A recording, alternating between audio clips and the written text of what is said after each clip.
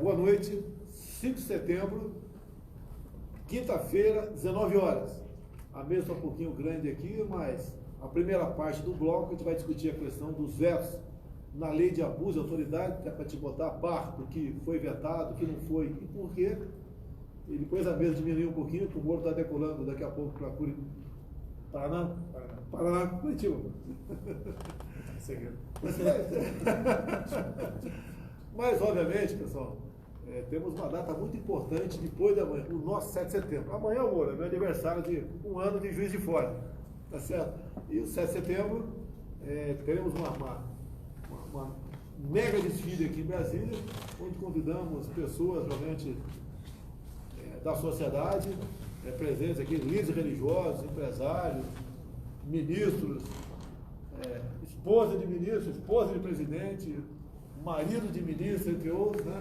E vamos comemorar essa data que é nossa. Houve uma grande articulação entre o governo e a classe empresarial, patrocinando descontos, né? Promoções.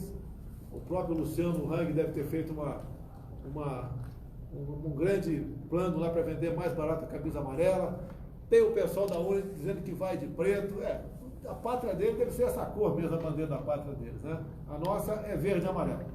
Então, nós vamos falar um pouquinho aqui de abuso de autoridade. O último dia foi hoje, não foi fácil a discussão diversa, interesse de tudo quanto é lado, nosso, pessoal, do Congresso, de gente do Judiciário, o povo, a população, e fizemos algumas reuniões e decidimos, então, em comum acordo, vetar 36 dispositivos. Agora, deixa bem claro, aqui diz a regra do jogo democrático. A palavra final depende do Congresso. Então, o que nós sancionamos, uma vez publicado, passa a ser lei. O que nós vetamos vai para a apreciação do Congresso. O projeto foi aprovado, então, há pouco tempo, maioria simples, são 257 parlamentares, então metade mais um. Uma vez votando e aprovando, aquele projeto seguiu avante, foi para a nossa mesa e nós, então, sancionamos ou vetamos total ou parcialmente. E agora volta para o Congresso, né? E o Congresso vai decidir das duas casas, só que agora não é a maioria simples, é uma maioria qualificada. Tem que ter 257 votos não na Câmara, 257 não para derrubar o veto e aquele dispositivo voltar para o corpo da lei. Se tiver mais votos sim, o veto está mantido e aquilo vai para o arquivo. E depois, uma vez aprovando na Câmara, caso aprove na Câmara, vai para o Senado. O Senado são 81 senadores, eles lá vão ter que ter 41 votos não ao veto para que ele seja rejeitado e volte para o corpo da lei. Logicamente, respeitamos qualquer resultado, e essa é a regra do jogo. Sempre foi assim. Semana passada, derrubaram o veto dos fake news. Eu achei tanto quanto pesado, acho que é pesado, 2 a 8 anos de cadeia para quem, porventura, replica um fake news. Ele pode estar replicando de boa fé, ele não sabe que o assunto é muito complexo, não consegue entender. E lendo o telefone dele, deu um clique ali, ele está passível de 2 a 8 anos de cadeia. Já está decidido, André, vai entrar com uma DIN junto ao Supremo Tribunal Federal. O André, é isso mesmo? Não, quem vai entrar não é você não. Quem vai entrar é o PSL, o partido PSL vai entrar com uma ação direta de constitucionalidade junto ao Supremo Tribunal Federal para questionar, amor, inclusive a questão da desproporcionalidade. Se um dia quiser criar uma lei para punir fake news, não vai contar com o meu apoio. O que mais sofri fake news ao longo da minha vida toda, não foi apenas durante a campanha, mas liberdade de expressão, no meu entender. E olha quem foi favorável à lei de fake news, preste bem atenção. Então, primeiro foi um moleque de São Paulo que resolveu lutar para botar em pauta isso aí. E depois os parlamentares que votaram para derrubar o veto, cada um aí deve ter o seu argumento e nós respeitamos. Só, logicamente, como eu vetei, eu gostaria que não fizesse parte da lei. Vamos lá então para o abuso da autoridade? Aquela história toda de acordo com o que acontecer, acaba com a Lava Jato, dificulta o combate à corrupção, tem algumas autoridades que cometem abuso, mesmo ou não, eu acho que tem. comete sim, tá? Mas vamos deixar aqui o pessoal rapidamente discutir. Vou começar com a esquerda aqui, o Major Jorge. A razão de um veto ou sanção aí? Bom, presidente, primeiro destacar, como o senhor falou, acho que é muito pertinente a dedicação que o senhor teve para discutir esse tema. Na verdade, aqui, uma nota conjunta, os 4 ministros que acompanham o senhor agora se manifestaram aqui em concordância, em consonância com aquilo que foi decidido. A lei, ela traz aspectos muito positivos, né? É uma unanimidade que não se concorda com o abuso de autoridade, e eu vou trazer um exemplo prático que foi sancionado pelo senhor, ou seja, o senhor concordou com aquilo que o parlamento aprovou, que encontra-se aqui no artigo 21, onde caracteriza como crime de abuso de autoridade manter presos de ambos os sexos na mesma cela ou espaço de confinamento, com uma agravante aqui de se manter na mesma cela criança ou adolescente na companhia de maior de idade. Nós tivemos um caso em Belém do Pará, se me falha a memória, onde ocorreu um episódio como esse. Eu acho que a lei vem de encontro a uma certa sociedade de criminalizar tal conduta. Então, de fato, foi uma construção muito difícil, porque são pesos diferentes que têm que ser medidos nesse momento, mas entendo que o senhor conseguiu encontrar um ponto médio na questão aqui do que a sociedade precisa, daquilo que o parlamento aprovou, e, obviamente, como o senhor falou, a palavra final é do parlamento. O André, você é o advogado-geral da União. Quando se fala advogado, vem a palavra defesa na tua cabeça, tá certo? Teve uma lei municipal, acho que de Maringá, sobre ideologia de gênero, foi aprovado. Era do Felipe é do PSL, por coincidência. E você foi instado, né? Você teve que se manifestar. Deixe bem claro aqui, até porque alguns criticaram você, dizendo que você estaria favorável à ideologia de gênero. Deixe bem claro qual a tua posição e por que você fez aquele parecer para o Supremo Tribunal Federal. Obrigado, presidente. Primeiro, como cidadão, sou um defensor das crianças e dos adolescentes. Sou contra a ideologia de gênero dentro das escolas públicas. Nós precisamos preservar as crianças e os adolescentes. O que ocorre? Houve uma lei municipal em Londrina procurando trazer essa defesa para as crianças e os adolescentes. Só que a Constituição, ela diz que cabe à União legislar sobre o assunto, sobre a questão da disciplina da Lei de Diretrizes e Bases da Educação. E a nossa sugestão ao presidente da República foi que o governo federal encaminhe ao Congresso Nacional um projeto de lei defendendo as crianças e os adolescentes contra uma política coordenada de defesa da ideologia de gênero dentro das escolas públicas. Nesse sentido, nós já fizemos uma mudança de entendimento na AGU. Antigamente, a AGU defendia a possibilidade de ideologia de gênero. Hoje, nós já não fazemos isso, mas nós precisamos corrigir o que está errado da forma correta.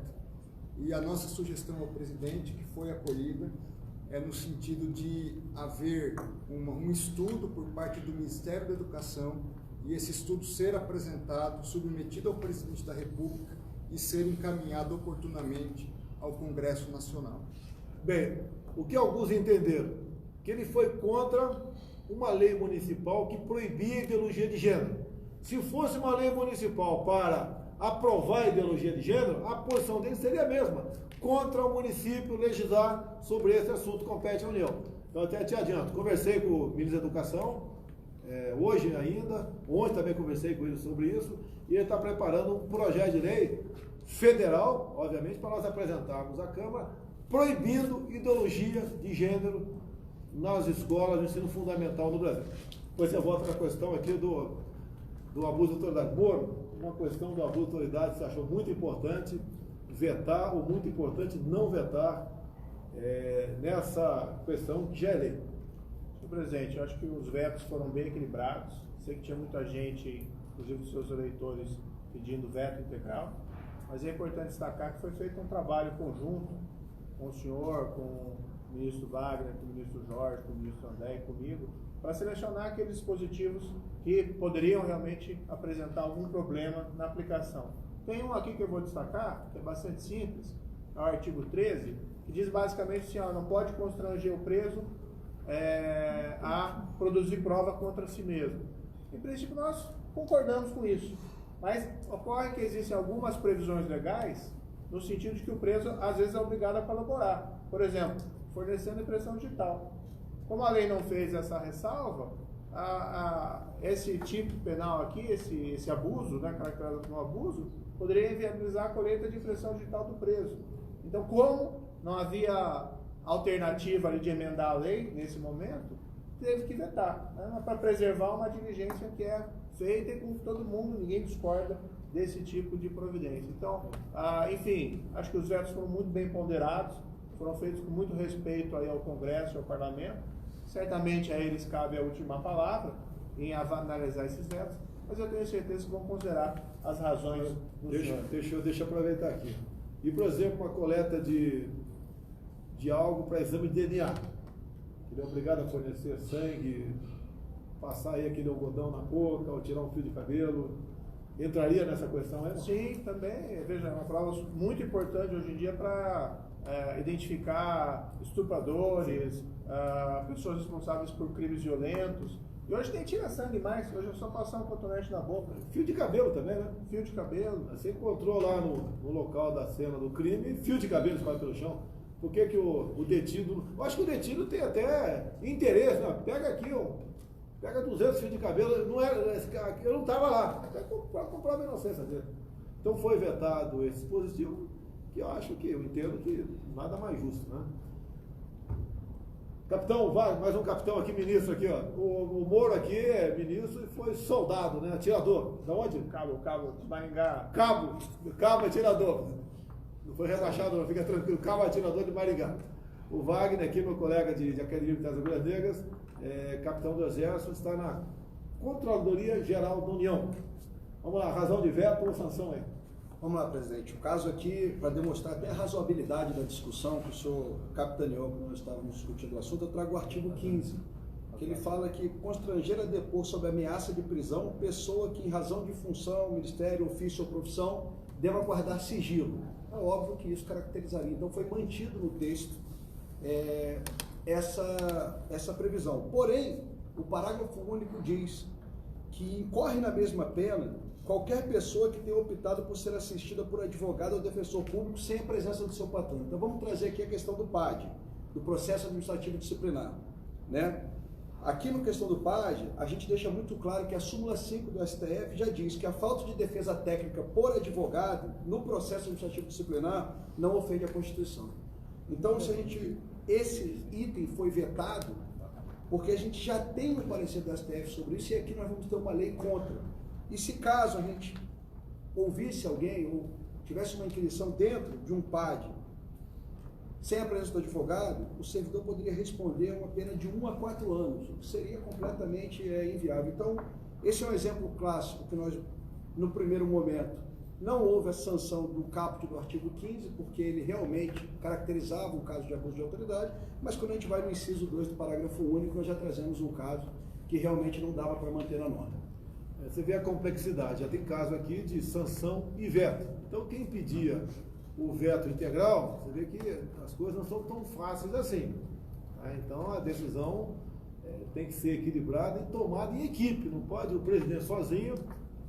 Cadê minha caneta compacta ali? Tá? Não pode sozinho decidir essas questões aqui. Vamos lá para o André, que não falou no assunto ainda sobre abuso de autoridade. André, alguma coisa aí contra ou a favor? Presidente, nós trabalhamos numa dupla perspectiva. Em primeiro lugar, preservar a autoridade pública, no sentido de perseguir o crime, ou seja, o promotor, a polícia, eles têm que ter garantido a prerrogativa de perseguir o crime quando ele ocorrer. Então, nós trabalhamos nessa linha de raciocínio. Por outro lado, nós tínhamos que preservar, quando se fala sanção e veto, pensa sempre no político. Mas nós temos que preservar o cidadão que está na rua e ele não pode estar sujeito, às vezes, a uma autoridade que abusa do seu poder. Então nós tínhamos que pensar também em você que está nos assistindo aí. E eu vou dar um exemplo agora, presidente, de um dispositivo da lei que nós mantivemos justamente para preservar a autoridade que persegue o crime.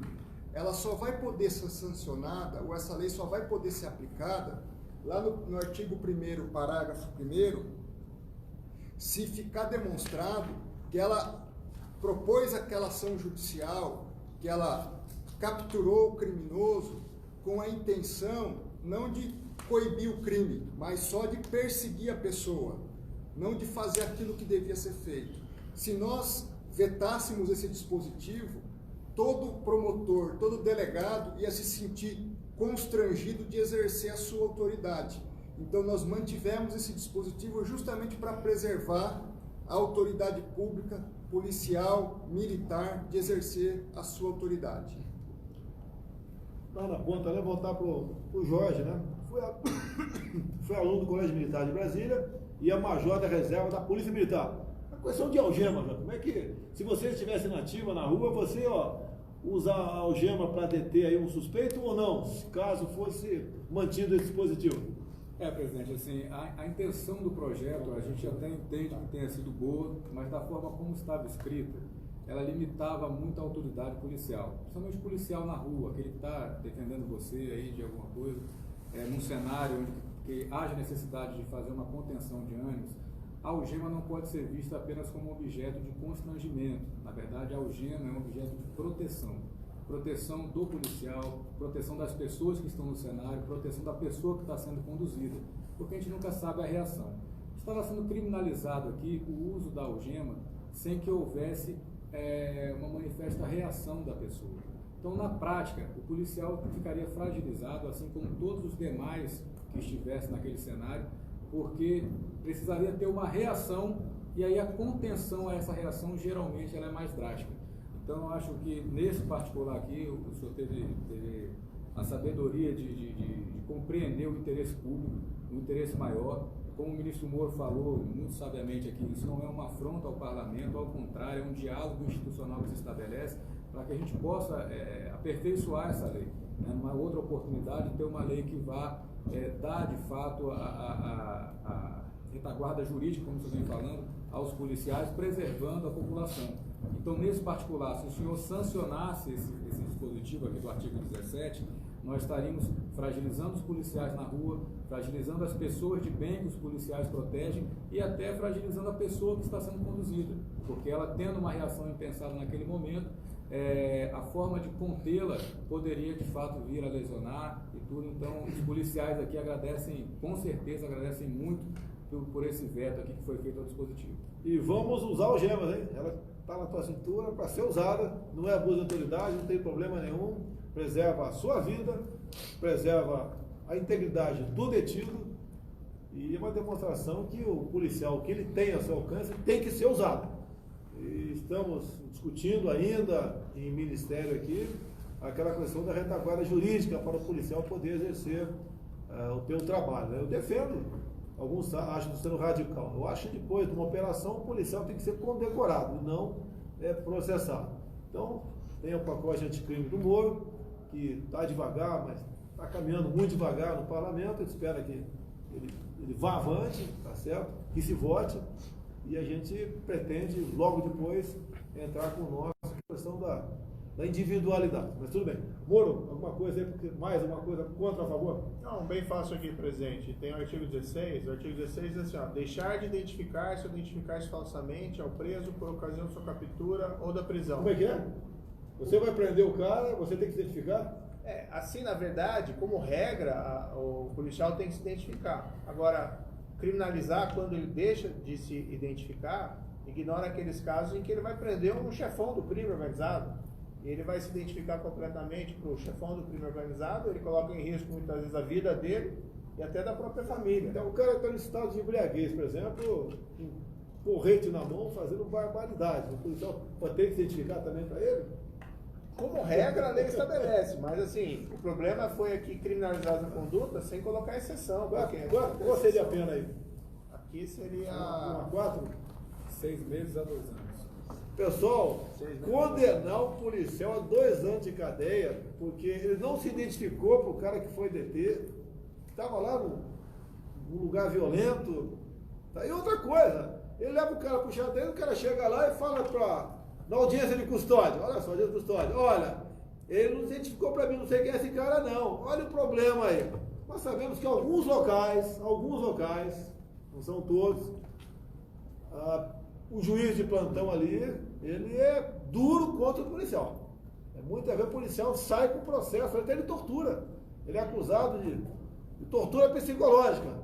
Ô doutor, ele falou para mim que o bicho-papão ia me pegar juntamente com a mula sem cabeça, eu estou apavorado. Tortura psicológica. Não estou exagerando, tá bom, fica tranquilo. Fica tranquilo, não estou exagerando. Mas tortura psicológica, o cara pode falar, ele disse que me matar, arrebentar com a minha família. A palavra desse bandido, né? Muitas vezes não, em algumas poucas vezes, vale mais que a palavra do policial. E o fato de se identificar é a mesma coisa. Olha, ele não falou se era cabo, nem era sargento. Né? Ou ele pode ser acusado até de faltar a verdade. A hora militar pega, né? Daí ele se apresenta lá e fala para o juiz aqui, ele disse que era cabo, estou vendo que ele é sargento, ele mentiu. Então é uma questão absurda, foi vetado realmente, espero que o parlamento mantenha esse veto. Quer complementar ou tá bom? Não, acho que foi bem explanado aí. Consegui fazer o Moro sorrir, olha só, meu Moro está sorrindo aí. A história do bicho-papão ficou ótima. Você tinha medo do bicho-papão ou não? Tem mula sem cabeça, soltando fogo pela narina, tinha não? Se tive, passei essa fase faz tempo. Vamos lá, o Capitão Wagner. Você, Capitão Wagner. Quem é teu ídolo na história de quadrinhos aí? Não quiser moleque. Capitão América? Gostava do Capitão América. O Hulk? Capitão, né? É Capitão Vou pro meu filho gosta do Capitão América. Bem, presidente, eu acho que o último exemplo aí que a gente vai trazer é sobre a possibilidade de fotografar ou filmar qualquer pessoa, né, dentro de um processo. E aqui ele traz essa ideia de fotografar e filmar com a ideia de denegrir a imagem daquela pessoa, expondo a vexame ou execração pública. Bem, a primeira dificuldade da gente caracterizar que aquilo ali foi feito com esse objetivo, né, com o intuito de criar algum tipo de vexame ou execração pública. E quando se cria uma exceção ao caso, se amarra que só deixa de ser crime, e crime com pena de 6 meses a 2 anos, quando essa fotografia ocorrer dentro de investigação criminal ou processo penal. Eu vou dar um exemplo claro aqui do que isso influencia diretamente na administração pública federal. Servidores que não comparecem ao trabalho, e durante uma investigação administrativa você tira uma foto do servidor ou filma aquele servidor em outro ambiente, trabalhando em outro lugar e gerando dano ao erário. Como não é uma investigação criminal e sim administrativa, esse servidor público que está investigando poderia ser condenado a 6 meses a 2 anos de prisão. Então é um cuidado que a gente tem que ter, porque as investigações no Brasil não se resumem a investigações criminais, nós também temos os exemplos das investigações administrativas. A questão é bastante séria, tá? Cento e poucos itens, não foi difícil decidir isso aí, mas permite fazer uma brincadeira aqui agora. Você é casada? Você é casada? Sim. Você abusa de autoridade contra seu marido em casa? Você manda ele lavar roupa, arrumar a cama, limpar o banheiro, dar banho no cachorro. Você não acha que isso é abuso de autoridade, não? Estou pensando 15 a 20 anos de cadeia, tá bom? Pessoal, olha só, quem quiser está liberado agora, a gente vai continuar nossa live aqui, mais alguns assuntos importantes para tratar, que aconteceram durante a semana. E o primeiro assunto para tratar aqui. Presidente, eu vou ir, porque tem um voo mesmo, tá? Boa viagem, boa viagem. Cuidado com o bicho-papão, hein, mano? Pessoal, hoje é o dia da Amazônia. Recebemos agora há pouco no Planalto um grupo de militares de Israel que vieram colaborar com conhecimento, com inteligência no combate ao fogo. Já estão incorporados e, se não me engano, viajam hoje para Porto Velho, Rondônia. Então, muito obrigado ao primeiro-ministro Benjamin Netanyahu pelo ofertamento, mais uma vez, né, dessa ajuda humanitária e nessa ajuda agora para combater aí focos de incêndio na região amazônica. Então vamos lá, Brasil e Israel cada vez mais juntos aqui.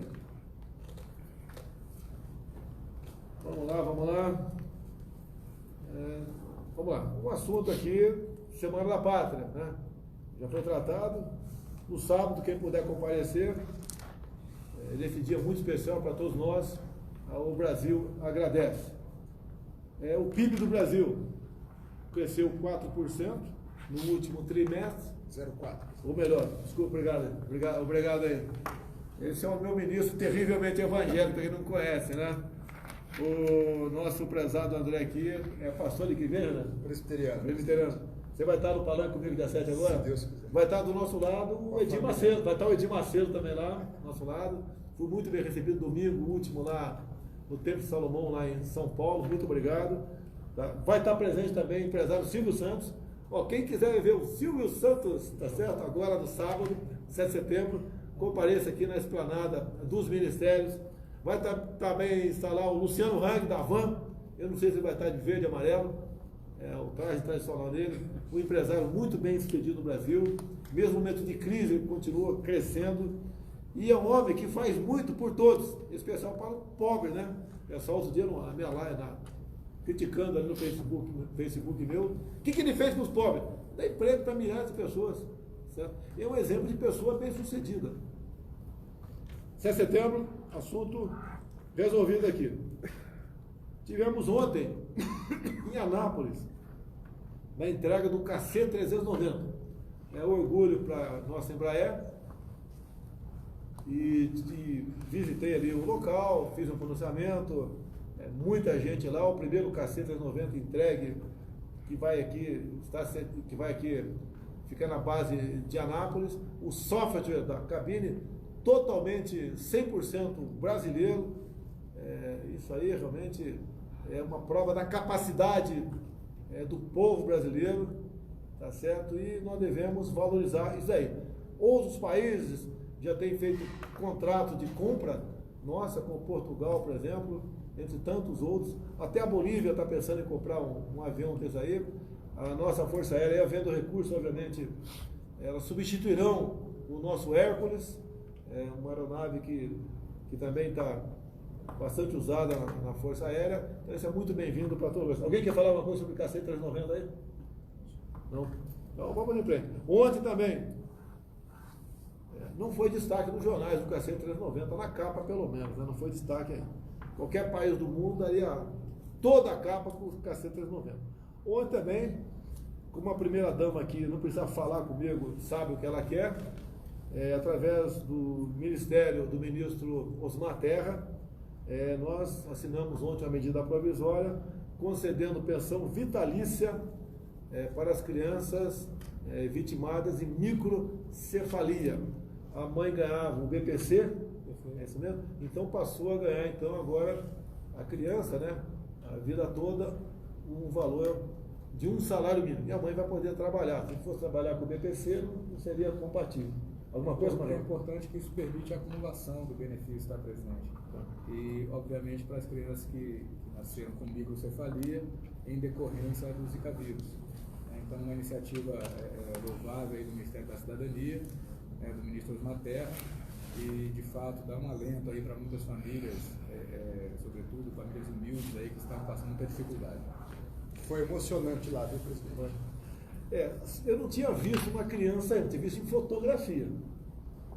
Até o fim do discurso lá, não sei se você achou pesado ou, né, quem puder assistir, não sei se está na minha página no Facebook, um discurso de 6, 7 minutos, eu falando sobre a questão do Zika vírus, né? Eu não costumo ler discurso, acho que vale mais a emoção. De vez em quando a gente extrapola um pouquinho, tudo bem, natural, né? Tenta fazer sempre o melhor, mas ver aquelas crianças que exigem da mãe, né, ou de alguém, uma atenção 24 horas por dia. E a gente vê que aquelas mães especiais que estavam lá, estavam ali um pedaço de si. E o carinho como ela tratava aquelas crianças. Realmente é emocionante essa questão aí do Zika vírus, que veio do mosquito Aedes aegypti. Isso. Tá certo. Bem, então parabéns aos Materra, parabéns à senhora Michele aí, que trabalhou nesse projeto também. Ela não é candidata a nada, já podia ser lá atrás, não quer saber de política, até porque ela sabe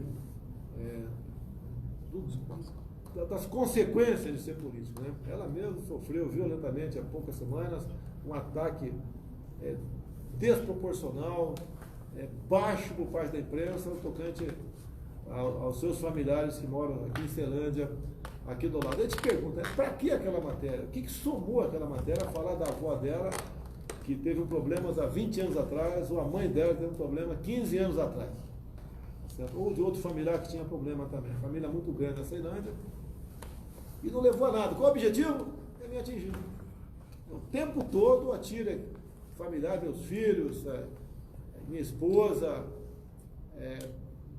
um filho meu também, que um tempo atrás aqui foi lá atirar na Polícia Federal, ganhou uma capa na Veja, que fosse o maior crime do mundo ele atirar. Deixo claro, eu atirava desde os 5 anos de idade. 5 anos não, um pouco mais tarde, né? Mas os meus filhos atiravam com 5 anos de idade, já sabia que era uma arma de fogo. Mas tudo bem, vamos tocar o barco. Agora um assunto muito importante. É difícil, né?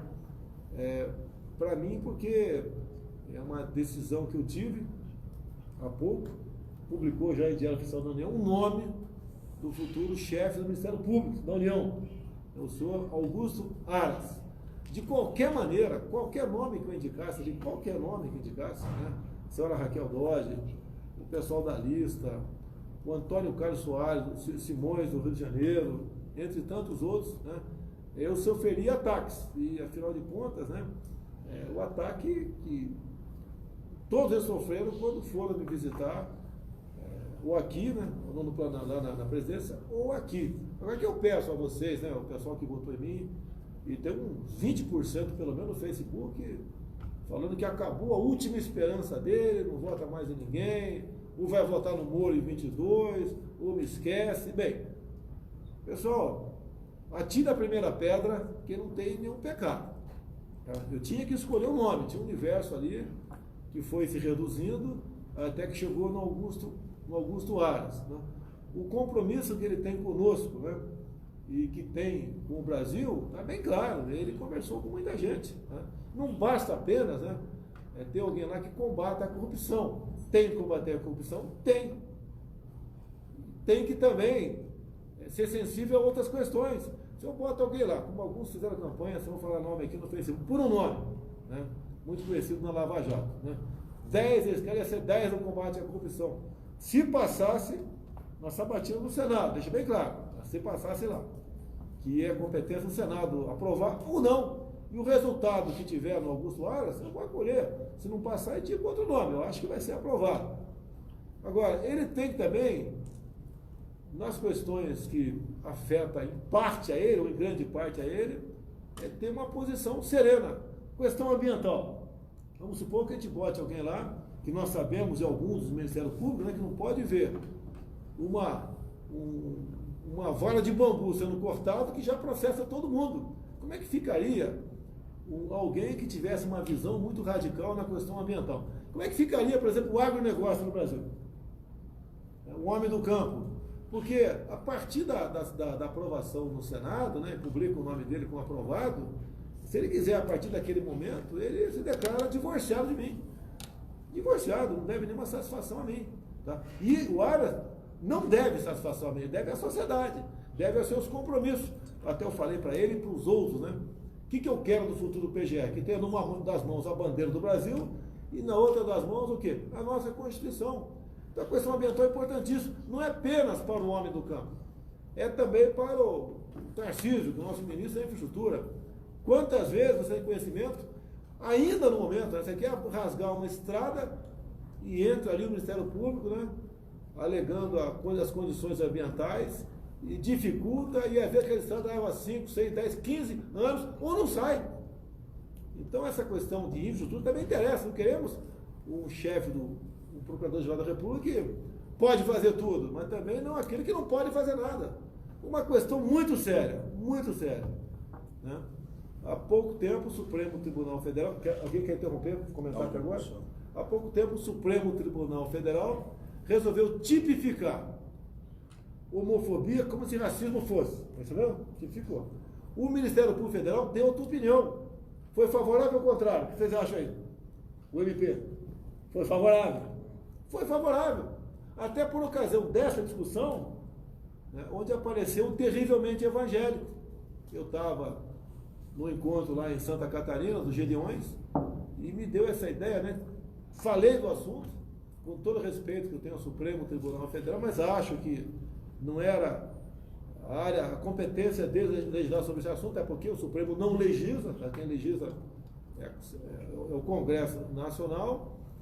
Mas eu falei lá no Gideon em Santa Catarina, falei, será que não está na hora de termos no Supremo Tribunal Federal um ministro terrivelmente evangélico? Porque ele poderia sentar em cima do processo, poderia não, pedir vistas no Supremo? Pedir vista, sim, presidente. E ficava, tem tempo para entregar o processo? Ele tem que fazer os estudos dele no tempo Uma dele. pergunta, qual tempo tem para entregar um processo onde o ministro do Supremo pediu vista? O tempo que ele tem para formar o convite. Mas se ele quiser sentar em cima do processo, ele senta. Eu não... Bem, tem questões lá que tem mais de ano pedido de vista lá dentro. Então, acho que não é para sentar em cima do projeto e agir dessa maneira o possível futuro ministro do Supremo Tribunal Federal, o quem quer que seja lá. Mas dá a sua opinião. Eu assisti a sua sustentação contra isso. Até passei para... botei nas nossas mídias sociais. Parabéns, mas a sustentação é excepcional. E hoje em dia, né, homofobia e racismo é a mesma coisa. O que é racismo? Não sei se você é branco ou não é, né? Se é afrodescendente ou não é. Dá pra gente ter uma noção aqui, né? Agora, se o cara é homossexual, você não sabe. Você briga com o cara, fala um palavrão para ele, vai que ele seja esse palavrão, tá? Vai na delegacia, registra a queixa. Isso é crime inafiançável. Vai pra cadeia, acabou o futebol, tu vai pra cadeia, pô. Vai pra cadeia. Então, o chefe do MP, eu não sei se foi a senhora Raquel Dodge ou foi o que antecedeu, que foi o Janot, deu um parecer favorável à tipificação de homofobia como se racismo fosse. Você está entendendo a importância do chefe do Ministério Público? Não é uma pessoa que eu apenas achei ela bacana, né? Ah, cara bacana, nota 10 nessa ou naquela área, e as outras áreas. Aí essa questão de racismo, etc., né, fala em minorias, tá certo? Essa questão também. Muitas vezes o chefe do EP opina em questões de economia também, não? Sim. Sim, questão penal, Sem dúvida. outras, né? Civil. Sem dúvida. Ele tem que ser uma pessoa, sem querer desmerecer os outros todos, subprocurador da República, que estava na lista ou não, sem querer desmerecer ninguém. A gente buscou uma pessoa ali que fosse nota 7 em tudo, não 10 uma coisa e 2 outra. Essa foi a intenção. Eu peço a você que está aí, eu vi no Facebook agora, nem vou ver mais, tá certo? Que está esculhambando a gente. Eu pergunto, você conhece o Augusto Aras? Você conhece o outro nome que você queria que tivesse no lugar dele? Você conhece apenas por ter aparecido muito na mídia por combater a corrupção, por exemplo. Mas as outras questões de família, ambiental, economia, segurança, você conhece? Você não conhece? Dá uma chance pra gente, meu Deus do céu. Não vai atirando logo. Tá certo? Porque não vai ser dessa forma que vai mudar o Brasil. Tem muita coisa, mas muita coisa errada. Agora, se o pessoal atirar em cima de mim, sem dar oportunidade para o Augusto Aras, caso ele seja aprovado em Sambatinho no Senado, mostrar o seu valor, pelo amor de Deus, aí fica ruim a convivência. Tá? Eu sou, sim, como sempre tenho dito, né, devo lealdade ao povo, mas não é essa lealdade cega que está do outro lado. Quantas vezes no Facebook eu pergunto, o cara citava o nome de uma pessoa para ser procurador, eu perguntava, você conhece? Ele não respondia. Você sabe qual a posição dele nessa área? Ele não respondia. É alguém que a simpatia dele, simpatia é amor, é casamento. Eu não quero um procurador para casar com ele. O senhor Augusto Aras não vai ser meu marido, nem eu vou ser a esposa dele, nunca, nunca. Né? Nem eu quero, nem ele quer, você pode ter certeza disso. Nós queremos um procurador que realmente trate dessas questões com muito cuidado, né? Mas que não seja nem muito para lá, nem muito para cá, que tenha ali uma posição que faça justiça no Brasil. E é uma posição bastante ingrata essa que ele vai ocupar, né? Difícil, tão difícil, né, Major, quanto a minha. Muitas vezes você tem que decidir ali questões que você fica numa situação bastante complicada. Então, eu peço a vocês, né? Vai no Facebook, você fez um comentário pesado, retira, pô, retira. Me dá uma chance para mim. Você acha que eu quero botar alguém lá para atrapalhar a vida de vocês, né? Atrapalhar a vida do Brasil? Não é. Eu quero uma pessoa que ajude o Brasil, quando fala em questão ambiental, que faça o casamento do desenvolvimento com a preservação do meio ambiente. Que em posições críticas, né, que o Supremo passa, ele dê o seu parecer. O parecer dele ajuda para um lado ou para o outro. Tá? É vamos assim dizer, um primeiro voto, que não vale, né, o procurador não vota, né, mas o primeiro voto sobre aquela questão. É isso que a gente pede a você. A gente pede a Deus que ilumine o doutor Aras, ilumine as autoridades do Brasil. Isso faz parte aí das igrejas evangélicas, né? Sempre abençoa as autoridades. Já tive várias vezes igreja, independente quem seja essa autoridade. E eu peço a você nesse momento um voto de confiança. Se lá na frente não satisfazer, né? Paciência, tá certo? A gente assume o erro, mas tenho certeza que essa posição nossa é bastante acertada, difícil, muito difícil de tomar uma posição. Essa, aquele, não vai, lá. A gente quer o melhor do Brasil e devemos acreditar nos outros. Eu peço a você que acredite em mim, continue acreditando até que eu prove o contrário. Enquanto não provar o contrário, dá uma chance para mim, e você que votou em mim, de graça, que trabalhou, que fez inimizades, tá? Que gastou dinheiro, que foi para a rua, tá? Que não queria mais o PT, também não queria aquele que ficou em terceiro lugar, nem o que ficou em quarto lugar, tá? E votou na gente, deu um voto de confiança, e continue dando voto de confiança. Não queira apenas metralhar a gente, porque você achava que devia ser outro cara, e não esse. É muitas vezes igual uma seleção, né?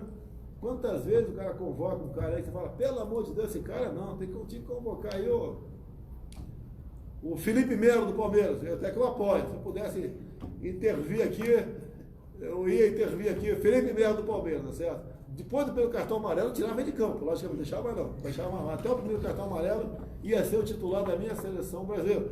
Felipe, olha o Goiás no sábado, eu vou estar baixado do hospital, 9 da noite, vou estar te assistindo, hein? Olha a tua responsabilidade. Com toda a simpatia, né? Eu sei que o Ronaldo Caiado é torcedor do Atlético Goianense, e o Goiás é o rival dele lá.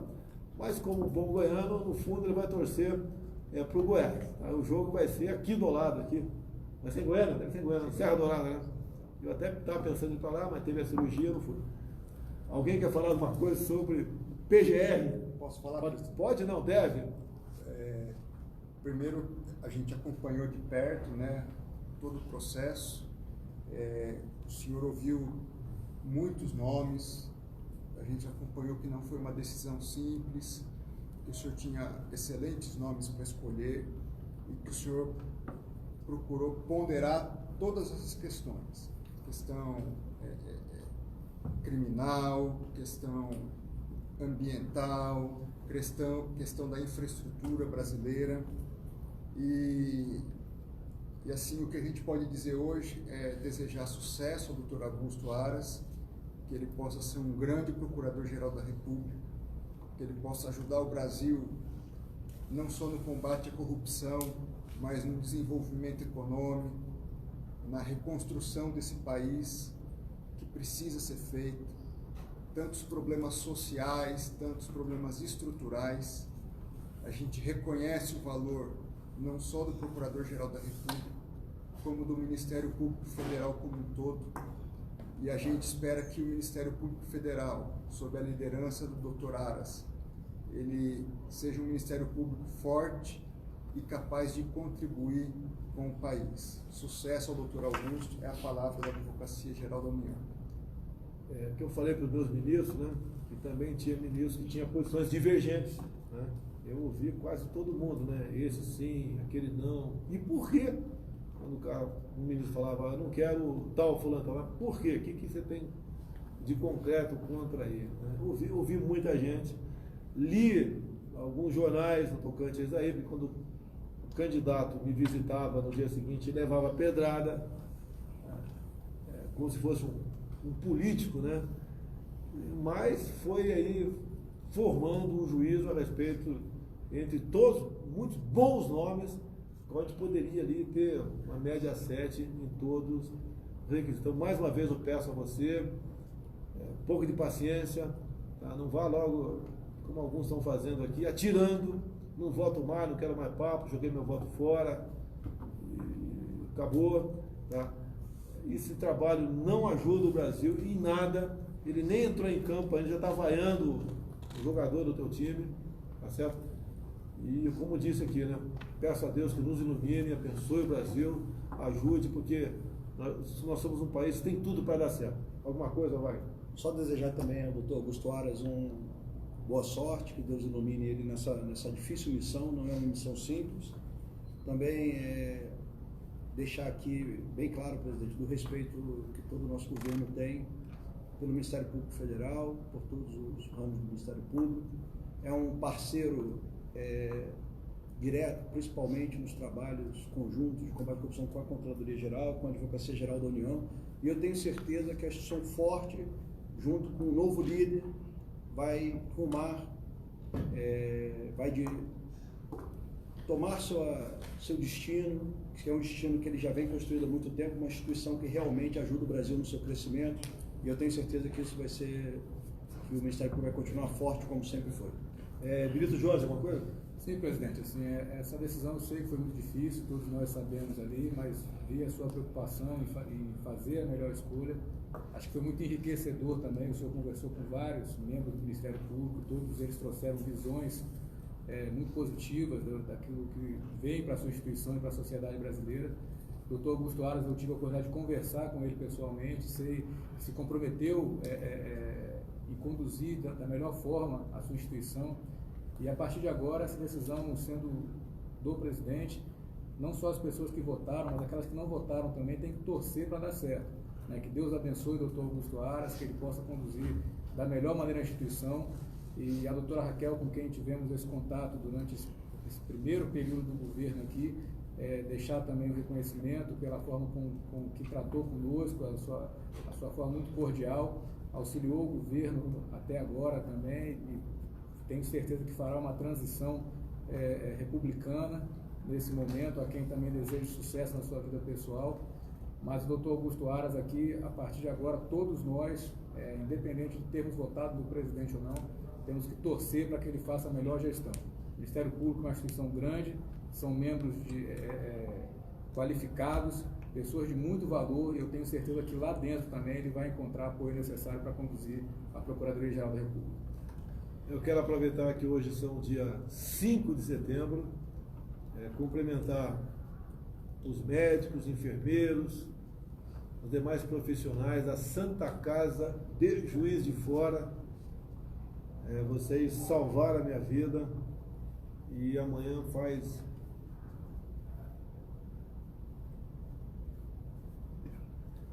1 ano do ocorrido. Muito obrigado a vocês, obrigado a todos que oraram pela minha vida, que acompanharam aquele momento bastante difícil que eu enfrentei.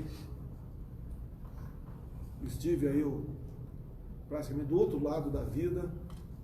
Foi um milagre a minha vida e também quase um milagre a minha eleição.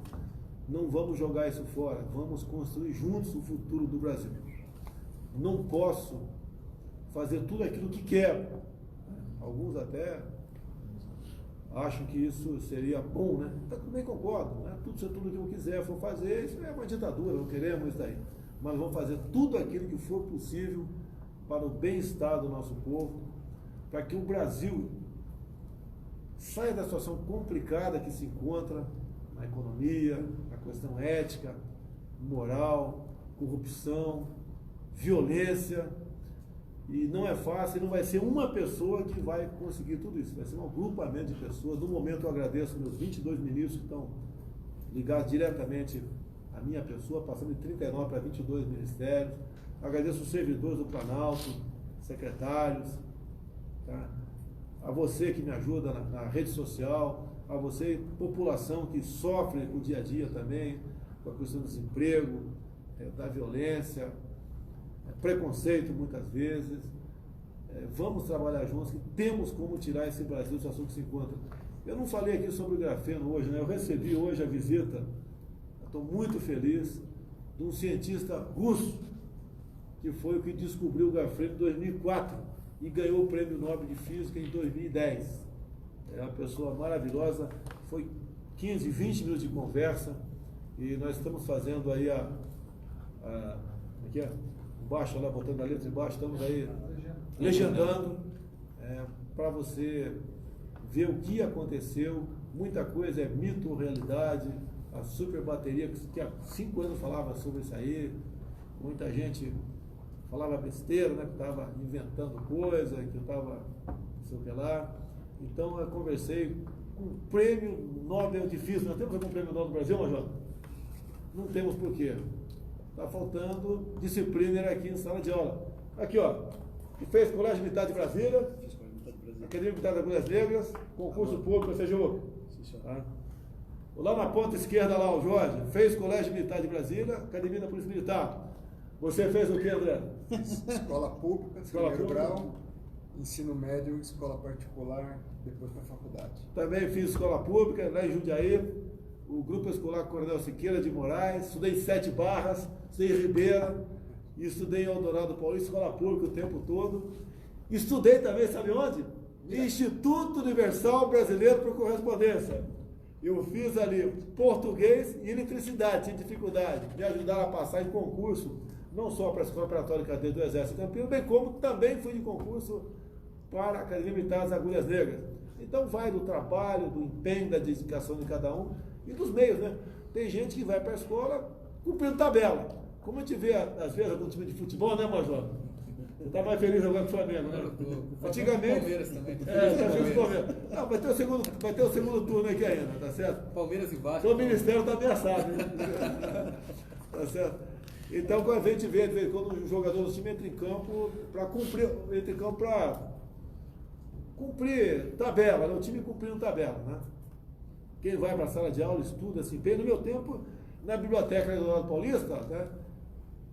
Raramente tinha outro aluno lá dentro, geralmente eu era sozinho lá dentro, tá certo? Então, tive sucesso, graças a Deus. Minha mãe teve 7 filhos, está viva ainda, 92 anos. Beijo, minha mãe, saudade de você. Deve estar em Miracatu ou em Eldorado Paulista. Pessoal, muito obrigado a todos vocês. Paciência, paz para todo mundo. Deus abençoe o Brasil. Muito obrigado.